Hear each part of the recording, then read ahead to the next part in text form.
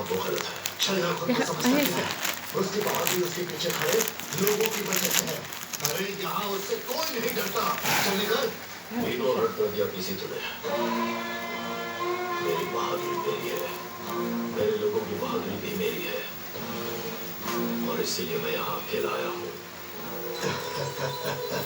मेरे पिताजी हमेशा कहते थे जीवन में कभी भी के चक्कर में मत पड़ना, जान भी जा सकती है।